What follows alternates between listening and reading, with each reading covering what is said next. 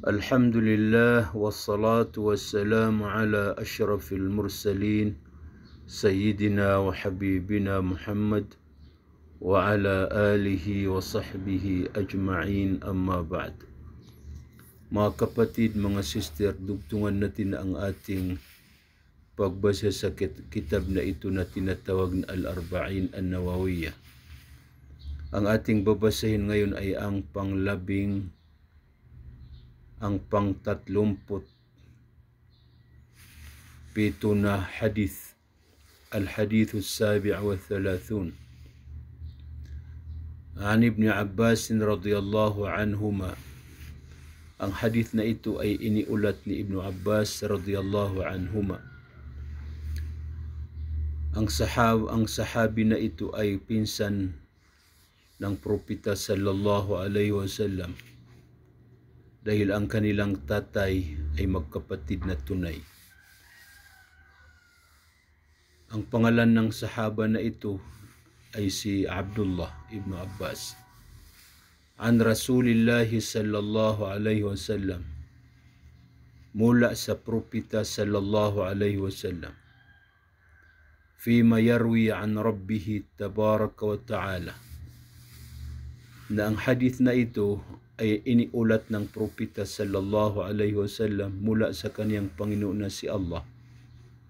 Ibig sabihin, ang hadith na ito ay hadithun qudsi. Sinabi niya, Inna Allah kataba al-hasanati was-sayiat. Katotohanan si Allah ay isinulat niya ang mga mabubuti o ang mga kabutihan at ang mga masasama o ang mga kasamaan. Thumma bayyana dhalik, pagkatapos ipinaliwanag niya ano ang mga mabubuti at ano ang mga masasama. Walang mabuti na hindi na ipaliwanag ni Allah sa Quran o sa sunna ng propeta sallallahu alaihi wasallam. Dahil pati ang sunna ng propeta sallallahu alaihi wasallam ay kabilang sa mga wahyi. Ito ay sinabi ni Allah, wa ma yantiqu anil hawa in huwa illa wahyun yuha. Ang mga sinasabi ng propeta sallallahu alaihi wasallam tungkol sa Islam ay ito ay wahy. Ganun din ang mga sayiat, ay walang isang masama na hindi na ipaliwanag ni Allah subhanahu wa ta'ala. Lahat ng masama ay naipaliwanag sa Quran o kaya sa sunna ng propeta sallallahu alaihi wasallam. Ito yung mga bagay na dapat ninyo iiwasan dahil ito ay mga masasama. Gawain ng dila o gawain ng katawan o gawain ng puso, lahat ito na ipaliwanag sa Quran at sa sunnah. Thumma bayyana dhalik.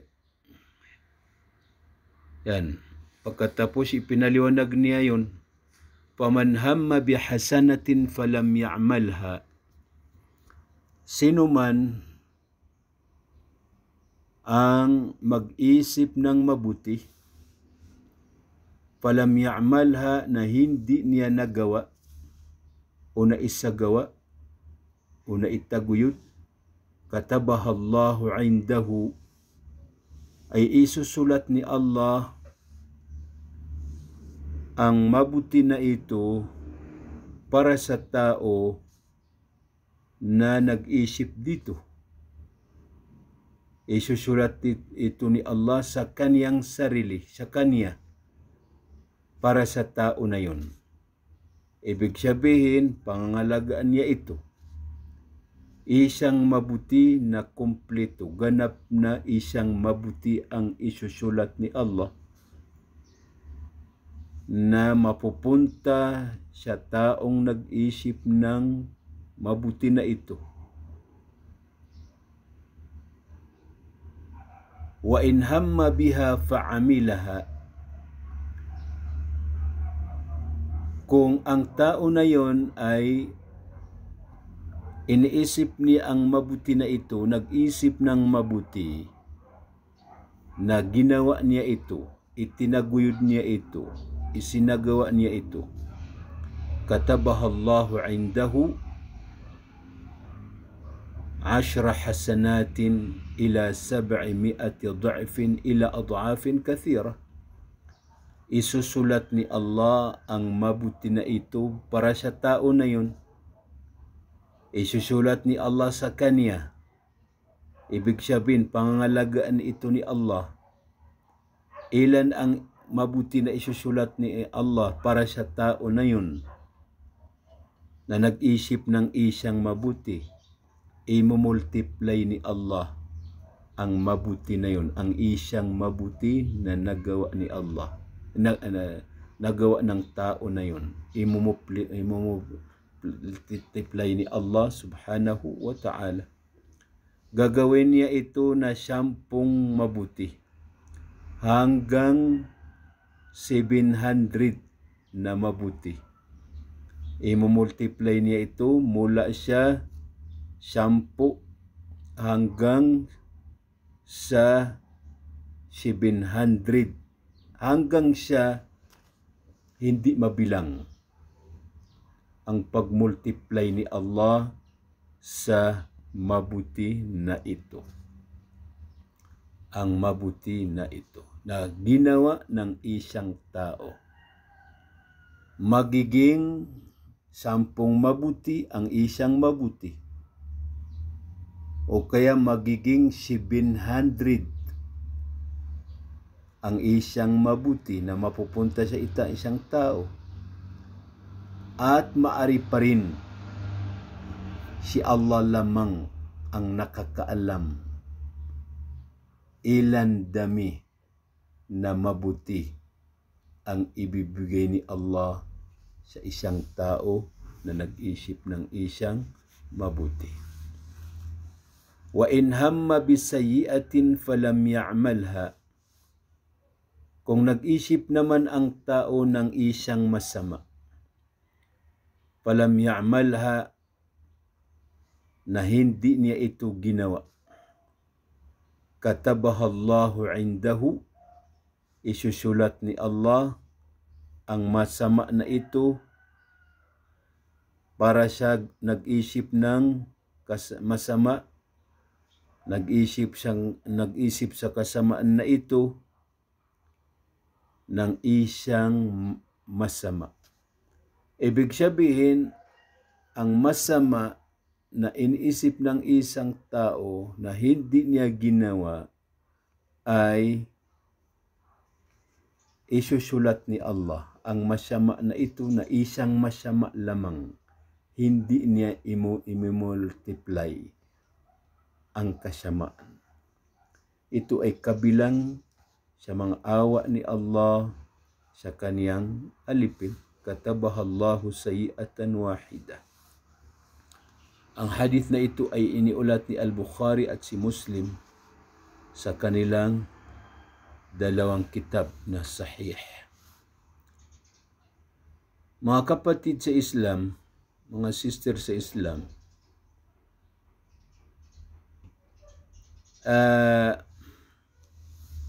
ang hadith na ito ay nagpapahiwatig ng napakaraming alituntunin sa mga alipin ni Allah subhanahu wa ta'ala. Una, kinakailangan siya isang Muslim na ang kaniyang iniisip palagi ay ang mga mabubuting gawa. Ang mga mabuting gawa. Dahil una, kahit ang mga gawa na ito ay hindi mo kayang isagawa, sa kasalukuyan ay hindi mo alam sa mga susunod na taon, sa kinabukasan, maaari ka magkaroon ng kakayahan, maaari kang bigyan ni Allah subhanahu wa ta'ala ng kakayahan upang matupad mo ang mga mabubuti na ito na iniisip mo. Ako ay magtatayo ng muski, madrasa, maghahaji. Ako ay aalaga ng isang ulila. Ako ay magpapaaral ng mga batang hindi kayang mag-aral. Na ito ay sinisigurado mo sa sarili mo kung ikaw ay magkaroon ng kakayahan. Ito yung dapat sa isang Muslim. Kasi walang imposible kay Allah subhanahu wa ta'ala. Ilan yung mga tao na kahapon ay walang kakayahan, pero ngayon naging mayaman. O kaya nakahanap ng paraan upang matupad ang kaniyang mga pangarap. Ito yung dapat sa isang Muslim. Malinis ang kaniyang kaisipan, maganda ang itinatakbo ng kaniyang kaisipan at ng kaniyang puso. Ang tao na ganito ang kaniyang pag-isip ay sigurado na makakatulong siya pamayanan. Hindi magiging problema ng isang pamayanan ang ganitong tao na ang ganitong pag-isip. Pangalawa, kahit hindi mo ito natupad, nagawa, ay isusulat ni Allah sa iyo ang isang mabuti. Ikaw ay makakaroon ng gantimpala.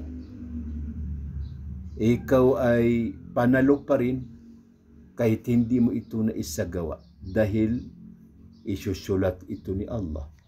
Dahil dito dapat sa isang Muslim na ito ang kaniyang paraan. Ito ang paraan ng kaniyang pag-isip na pinupuno ang kaniyang kaisipan, ang kaniyang puso ng mga magagandang gawa. Pangalawa, tungkol naman sa mga masasama, ay obligado sa isang Muslim na linisin niya ang kaniyang puso, linisin niya ang kaniyang kaisipan mula sa mga masasamang gawa. Kahit hindi niya ito na isasagawa. Bakit? Kasi kapag hindi niya ito, kapag ang kaniyang iniisip ay ang mga masasamang gawa, ay ba ituturing na isang taong madumi sa pamayanan? Walang maitutulong ang tao na ito sa pamayanan. Ang tao na ito ay delikado, mapanganib sa kaniyang mga kapitbahay, mapanganib siya pamayanan, mapanganib sa kaniyang sarili. Dahil siya ay handa na isagawa ang mga masasama na ito na iniisip niya kahit hindi niya ito kayang isagawa sa kasalukuyan. Kasi maaari magkaroon ng pagkakataon sa kinabukasan upang maisagawa ang kaniyang mga iniisip na mga masasamang bagay. Pangalawa, kahit hindi niya ito na isagawa, ay mapupunta sa kanya. Bawat masamang iniisip niya ay matutumbasan ng isang masama na isusulat ni Allah para sa kanya sa kabilang buhay.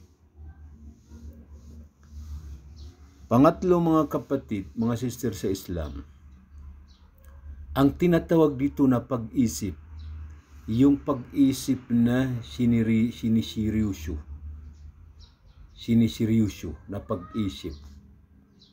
Hindi ito yung mga pag-isip na dumadaan lamang sa kaisipan. Biglang pumapasok sa ating mga kaisipan. Ang mga ganitong bagay na biglang pumapasok sa ating mga kaisipan ay hindi kabilang sa mga isusulat ni Allah subhanahu wa ta'ala. Pero kung may mga bagay na biglang pumasok sa ating kaisipan tapos siniseryoso natin, sa ganitong paraan maisusulat ang ating sinisirusyong kaisipan. Pero yung mga biglang mga masasama na pumapasok sa ating kaisipan kasi hindi yan mawala sa kaisipan ng isang tao na biglang pumapasok ay hindi kabilang sa mga isinusulat ni Allah subhanahu wa ta'ala. Ito ay pinapatawad ni Allah subhanahu wa ta'ala mula sa isang tao, o kaya pinapatawad niya sa isang tao ang mga kaisipan na biglang pumapasok sa kaisipan ng isang tao habang hindi niya ito siniseryoso ang mga kaisipan na ito. Kasi minsan pati si Allah nadadamay dito sa mga biglang kaisipan na pumapasok sa ating mga kaisipan. Pero ang ingatan natin, huwag natin iseryoso ang biglang pumapasok sa ating mga kaisipan. Pangalawa, ang mga tao naman na siniseryoso ang kanilang iniisip na masama ay tatlong bahagi sila. Unang tao ay ang kaniyang iniisip na masama ay naisagawa niya. Sa ganitong sitwasyon, mapupunta sa kanya ang kumplitong masama, ganap na masama. Kung ano man ang nararapat sa isang tao na gumawa sa ganitong kasamaan ay maihahatol, maipaparusa sa kanya. Pangalawang tao ay nag-iisip ng masama, ngunit hindi niya ito naisagawa dahil hindi niya ito nakayanan. Ngunit naghanap ng paraan upang ito ay maisagawa niya. Naghanap ng paraan, ngunit hindi nakahanap ng paraan upang maisagawa niya ang kanyang iniisip na masama. Ang ganitong tao ay kagaya ng unang tao, naganap ang kaniyang magiging parusya sa kabilang buhay. Dahil dito, may nabanggit ng propeta sallallahu alaihi wasallam na al-qatil wal-maqtulu finnar, ang nakapatay at pinatay ay lahat sila itatapon sa impyerno. Itinanong ng mga sahaba sa propeta sallallahu alaihi wasallam, "Ya Rasulullah, malinaw na ang pumatay ay itatapon sa impyerno kasi nakagawa ng mabigat na kasalanan. Pero ang namatay naman, bakit mapupunta sa impyerno?" Ang sinabi ng propeta sallallahu alaihi wasallam, mapupunta sa impyerno pa rin kasi sinikap niya talaga napatayin ang kaniyang kapwa. Pero hindi niya nakayanan. Dahil ito, kung napunta sa impyerno dahil sa kaniyang iniisip na masama at gumawa ng paraan, pero hindi nangyari, hindi niya nakayanan, yan, ang tao na ito ay kagaya ng unang tao. Pangatlong tao ay nag-isip ng masama na siniseryoso, ngunit hindi gumawa ng paraan. Pero iniisip niya lang na siniseryoso na ako ay isasagawa ko ito. Ito ay gusto ko ito mangyari, ngunit hindi gumawa ng paraan. Ang tao pa rin na ito ay magkakasala. maisusulat sa kanya ang isang masama, ngunit hindi gaya ng bigat ng unang tao at pangalawang tao ang kaniyang kasalanan. Yan. Pang-apat na tao, yung tao na nag-isip ng masama, tapos naalaala niya si Allah subhanahu wa ta'ala, natakot kay Allah subhanahu wa ta'ala, pagkatapos ini-withdraw niya ang kaniyang iniisip na masama, ini-withdraw niya dahil natakot kay Allah, ang ganitong tao ay isusulat ni Allah para sa kaniya ang isang mabuti. Dahil ini-withdraw niya ang isang masama na iniisip niya dahil sa pagkatakot niya kay Allah subhanahu wa ta'ala. Mga kapatid, hanggang dito lamang. Assalamualaikum warahmatullahi wabarakatuh.